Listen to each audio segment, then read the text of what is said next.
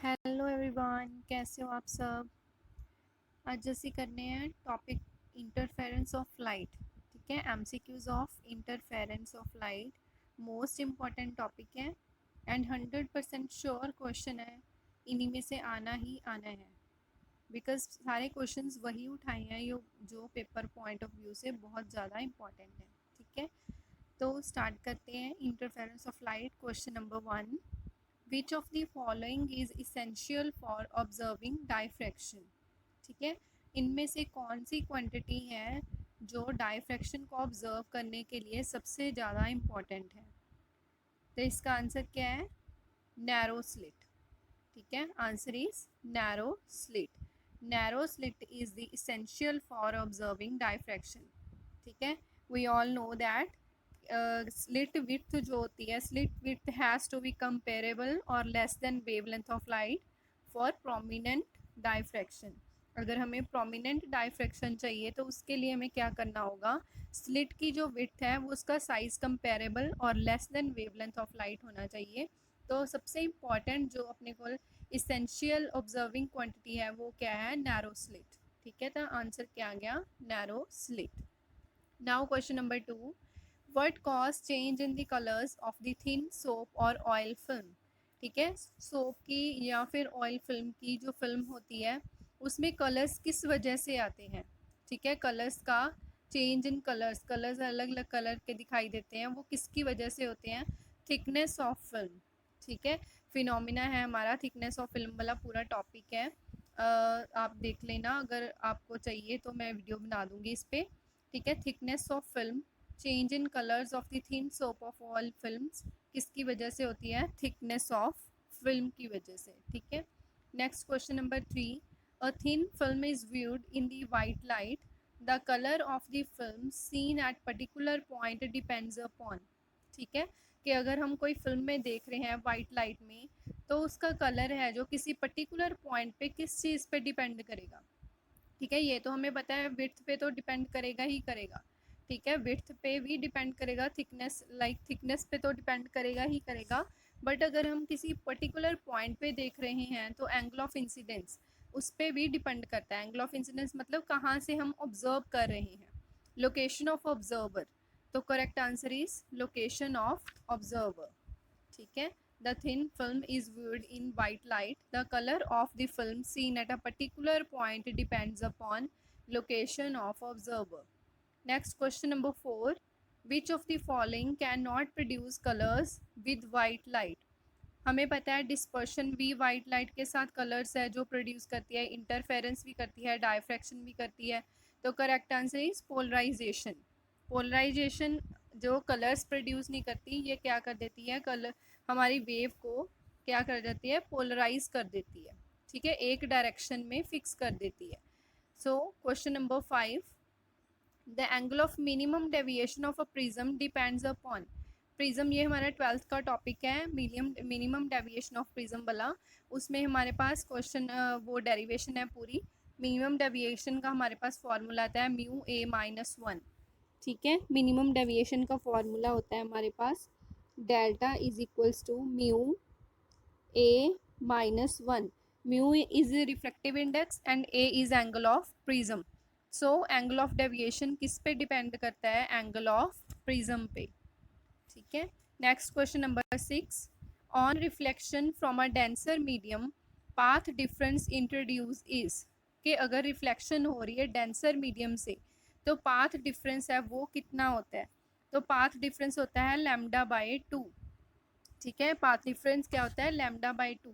अगर आपको पूछ ले कि डेंसर मीडियम में फेस डिफरेंस कितना होता है तो फेस डिफरेंस आपने याद रखना है, फेस डिफरेंस होता है पाई। 180 का फेस डिफरेंस होता है और पाथ डिफरेंस हमारा होता है लैम्डा बाय 2 का। ठीक है, अगर आपको क्वेश्चन आ जाए on reflection from rarer medium path difference क्या होता है? अगर रेयरर मीडियम से रिफ्लेक्शन हो रही है तो path difference and phase difference दोनों क्या होंगे? ज़ीरो होंगे। ओके, डेंसर मीडियम में पाथ डिफरेंस लैम्डा बाय 2 होगा, रेयरर मीडियम में 0 होगा। Done. Now question number 7, when viewed in white light soap bubbles show color because of dash। Soap bubble है जो कलर्स शो करते हैं, किसकी वजह से शो करते हैं? वी ऑल नो दैट हमारा टॉपिक ही चल रहा है इंटरफेरेंस, ठीक है, इंटरफेरेंस। बिकॉज देखो हमारे पास क्या होता है, सोप बबल्स में लेयर्स होती हैं, एक अपर लेयर एक नीचे वाली लेयर, ठीक है, उसके बैक वाली लेयर, वहाँ से लाइट क्या करती है, रिफ्लेक्ट करती है। तो जब ये सारी लाइट रेज जो रिफ्लेक्ट करती हैं आपस में टकराती हैं तो क्या होता है, इंटरफेरेंस पैटर्न ऑब्जर्व होता है। तो हम उसे क्या बोलते हैं, इंटरफेरेंस, ठीक है। तो सोप बबल्स में कलर्स किसकी वजह से शो होते हैं, due to interference of light. Okay, I hope आपको ये क्वेश्चन समझ आ गए होंगे। नेक्स्ट क्वेश्चन करते हैं, जस्ट वेट।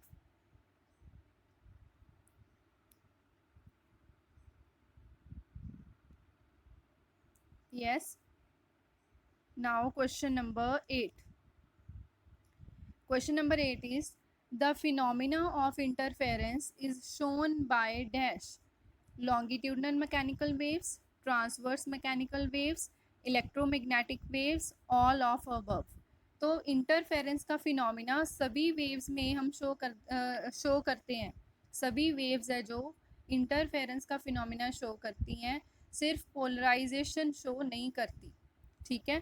पोलराइजेशन में सिर्फ ट्रांसवर्स वेव ही ये फिनोमिना शो करती हैं, पोलराइजेशन, ठीक है। पोलराइजेशन सिर्फ कहाँ होती है, ट्रांसवर्स वेव में होती है। इंटरफेरेंस लॉन्गिट्यूडनल में भी होती है, ट्रांसवर्स में भी होती है, इलेक्ट्रोमैग्नेटिक में भी होती है। तो इसका आंसर क्या होगा, correct answer is all of above, ठीक है, correct answer is all of above. Now next question, by a monochromatic wave means. Monochromatic wave का क्या मतलब होता है, सबको पता होगा इसका आंसर। मोनोक्रोमैटिक रे का मतलब क्या होता है, जिस वेव की सिंगल वेवलेंथ हो, वो वाली वेवलेंथ चूज करो, वो वाली रे यूज करो जिसकी वेवलेंथ हो क्या हो, सिंगल हो, सेम हो, ठीक है। तो इसका आंसर क्या होगा हमारे पास, wave having same wavelength, answer C. Question number 9, answer will be C option, wave having single wavelength. Now question number 10, whatever by the nature of source of light, a wavefront as the large distance from the source is always। अगर हमारे पास जो light rays हैं, source कोई भी हो, चाहे monochromatic हो चाहे कोई भी हो, सोडियम लैम्प हो, ठीक है, कहते सोर्स कोई भी हो, तो अगर हमारे पास वो लाइट है, वो इनफाइनाइट डिस्टेंस में से आ रही है, लार्ज डिस्टेंस से आ रही है, तो हमारा जो वेव फ्रंट है वो कैसा बनेगा, तो answer is plane wave front, ठीक है, याद रखना। अगर इन्फिनिटी भी आ गया कि अगर कोई रेज है इन्फिनिटी डिस्टेंस से आ रही हैं, इनफाइनाइट डिस्टेंस से आ रही हैं, तो वो कैसा हमारे पास वेव फ्रंट प्रोड्यूस करेंगी, प्लेन वेव फ्रंट, ठीक है। पॉइंट सोर्स कैसा करता है, स्फेरिकल, ठीक है।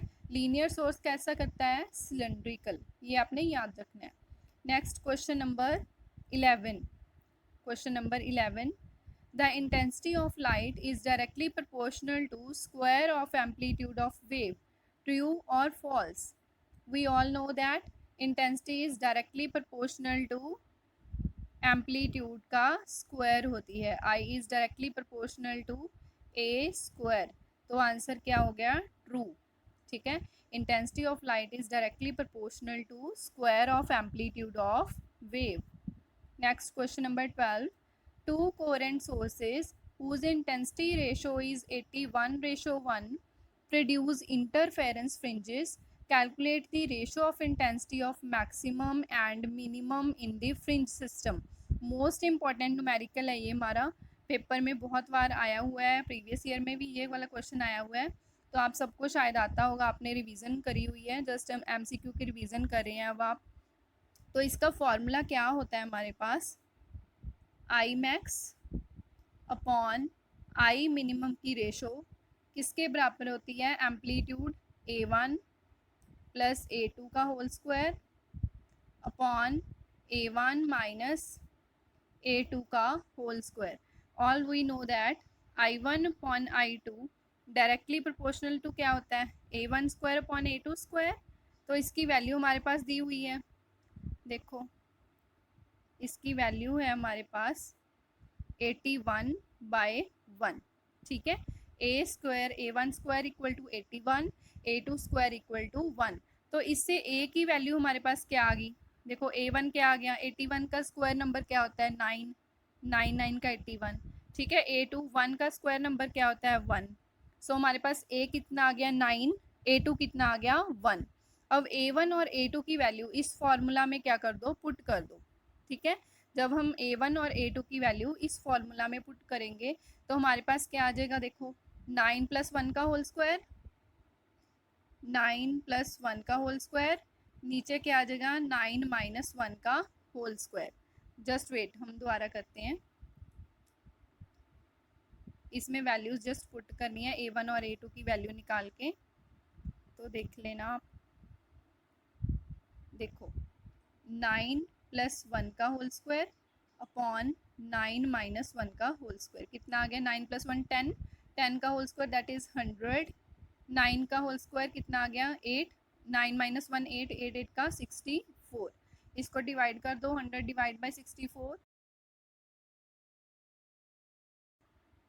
ठीक है 25/16। ठीक है, इसके लगा देते हैं, ऑल ऑफ अबव था इसका, इसका ये वाला था प्लेन वेव फ्रंट ट्रू।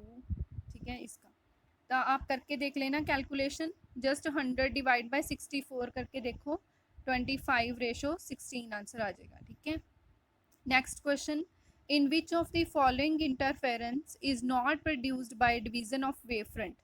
किन मेथड में जो इंटरफेरेंस है डिवीजन ऑफ वेव फ्रंट की वजह से प्रोड्यूस नहीं होती। ठीक है, ये हमारे पास इंटरफेरेंस की दो टाइप्स हैं।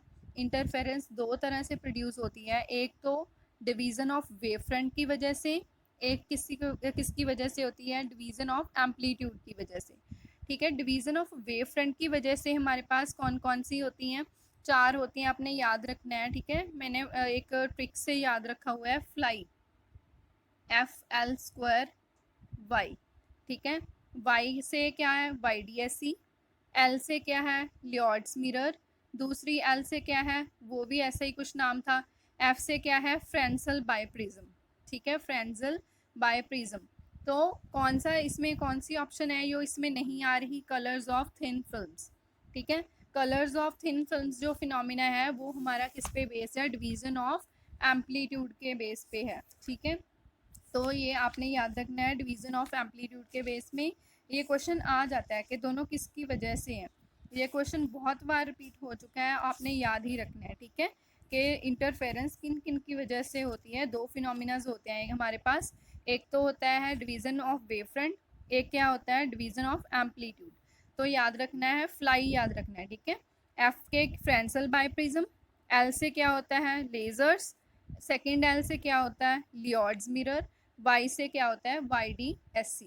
ठीक है, ये सब किसकी वजह से होते हैं, मैंने बता ही दिया आपको, डिवीजन ऑफ वेव फ्रंट की वजह से। ठीक है, तो बाकी सारे फिनोमिना जैसे हमारे पास न्यूटन रिंग्स हो गया, माइकलसन इंटरफेरोमीटर हो गया, ठीक है, इंटरफेरेंस इन थिन फिल्म्स हो गया, कलर्स इन थिन फिल्म्स हो गया, फैबे पैरेट इंटरफेरोमीटर हो गया, ये सारे किस में आ जाएंगे, डिवीजन ऑफ एम्पलीट्यूड में। ठीक है, तो ये इजी ट्रिक है, इसे याद रख लेना आप फ्लाई से। फ्लाई किसके लिए है, डिवीजन ऑफ वेव फ्रंट की वजह से। ठीक है, now question number 14, in YDSC maximum is obtained when path difference between interfering wave is. YDSC में मैक्सिमा कब प्रोड्यूस होता है, जब पाथ डिफरेंस कितना हो हमारे पास, मैक्सिमा मतलब कंस्ट्रक्टिव इंटरफेरेंस। कंस्ट्रक्टिव इंटरफेरेंस हमारे पास कब प्रोड्यूस होता है, सबको आंसर इसका पता होगा। कंस्ट्रक्टिव इंटरफेरेंस के लिए हमारे पास जो है एन लैम्डा, आंसर क्या उसका, पाथ डिफरेंस क्या होता है एन लैम्डा। ठीक है, करके देखो आप भी साथ साथ, कितना पाथ डिफरेंस होता है हमारे पास एन लैम्डा। ठीक है, अगर फेस डिफरेंस पूछ लिया तो इसका फॉर्मूला होता है, उसमें पुट करके इसका हम फेस डिफरेंस भी है जो फाइंड कर सकते हैं। ठीक है, डेल्टा एक्स वाला फार्मूला, अगर डेल्टा फाई वाला फार्मूला, अगर तो आपने फेस निकालना है वो वाला फार्मूला इसमें पुट कर दो, अगर पाथ डिफरेंस निकालना है तो पाथ डिफरेंस डेल्टा एक्स वाला फार्मूला पुट करके आप यहाँ से आंसर निकाल सकते हो। ठीक है, तो हमारा आंसर कितना आ गया n lambda. Next question, which of the following is not condition for sustained interference in YDSC। Raje sustained interference के लिए हमें क्या कंडीशंस होती हैं कि हमारे सोर्सेज शुड बी कोहेरेंट।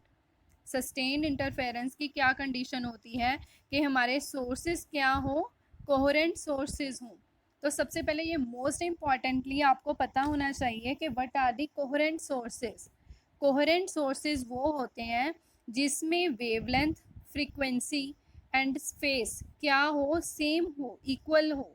ठीक है, फ्रीक्वेंसी क्या हो, कांस्टेंट हो, और वेवलेंथ क्या हो, कांस्टेंट हो, फेस कांस्टेंट हो। ठीक है, ये सारी चीज़ें क्या होनी चाहिए, हमारे पास कांस्टेंट होनी चाहिए। तो हम उस सोर्स को क्या कहेंगे, कोहेरेंट सोर्स कहेंगे। ठीक है, और अगर हमारे पास सस्टेन्ड इंटरफेरेंस पैटर्न चाहिए हमें, तो उसके लिए हमें कौन से सोर्सेज चाहिए, कोहेरेंट सोर्सेज। ठीक है, और इसका आंसर देखो फिर कौन सी क्वांटिटी है जो कोहेरेंट सोर्स को सेटिस्फाई नहीं करती। Equal frequency is correct answer, equal wavelength is correct answer, constant face is correct answer. तो क्या नहीं हमें चाहिए, इक्वल इंटेंसिटी। ठीक है, equal intensity doesn't matter in sustained interference. तो आंसर नंबर सी। ठीक है, आंसर क्या होगा इसका, इक्वल इंटेंसिटी। ठीक है, याद रखना है सस्टेन्ड इंटरफेरेंस के लिए हमें कोहेरेंट सोर्सेज की लोड होती है, कोहेरेंट सोर्सेज की नीड होती है। कोहेरेंट सोर्सेज वो होते हैं जिनकी वेवलेंथ, फ्रीक्वेंसी, फेस क्या हो, कांस्टेंट हो। ठीक है, तो हमें वो सस्टेन्ड इंटरफेरेंस देती है। ओके डन, चलो मूव टू नेक्स्ट क्वेश्चन।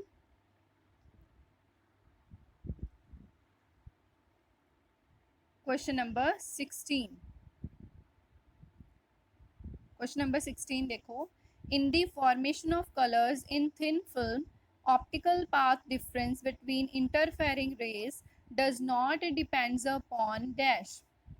ठीक है, जब हमारे पास थिन फिल्म्स में कलर्स प्रोड्यूस होते हैं तो उनका पाथ डिफरेंस किस चीज़ पे डिपेंड नहीं करता। ठीक है, हमें पता ही है कलर्स की बात हो रही है, थिकनेस पे तो डिपेंड करेगा ही करेगा, वेवलेंथ ऑफ लाइट पे भी करता है, एंगल ऑफ इंसिडेंट हम करके ही हटे हैं। प्रीवियस क्वेश्चन में मैंने आपको बताया था कि ऑब्जर्वर कहाँ पे है, उस पर भी डिपेंड करता है। तो correct answer is option number D. ठीक है, option number D, width of slit from which light is incident, slit width पे डिपेंड नहीं करता। ठीक है, next question number 17, out of which film does not produce interference. इनमें से कौन सी फिल्म, किसकी फिल्म है जो इंटरफेरेंस पैटर्न प्रोड्यूस नहीं करती। ठीक है, तो आपको पता है इंटरफेरेंस पैटर्न जो होता है वो थिक फिल्म्स प्रोड्यूस करती हैं, थिन फिल्म्स प्रोड्यूस नहीं करती।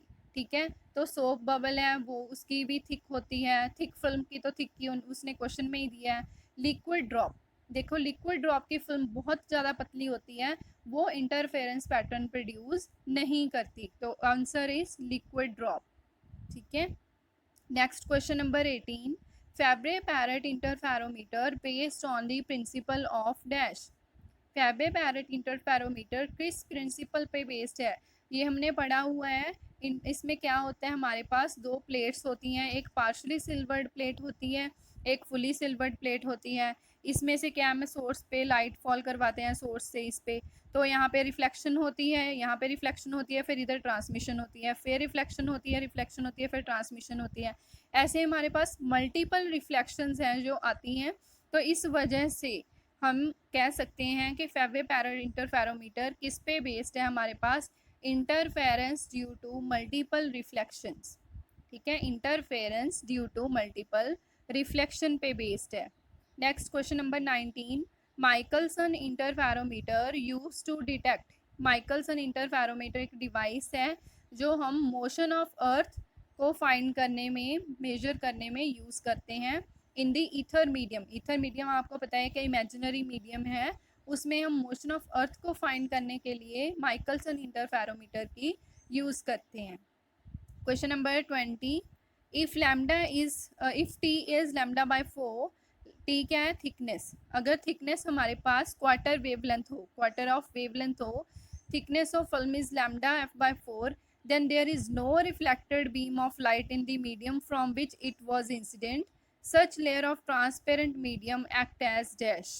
ठीक है, ये फिनोमिना भी हम पढ़ चुके हैं कि अगर हमारे पास हमें नॉन रिफ्लेक्टिव फिल्म चाहिए, हमें नॉन रिफ्लेक्टिव फिल्म के लिए क्या चाहिए, थिकनेस क्या होनी चाहिए, क्वार्टर ऑफ वेवलेंथ।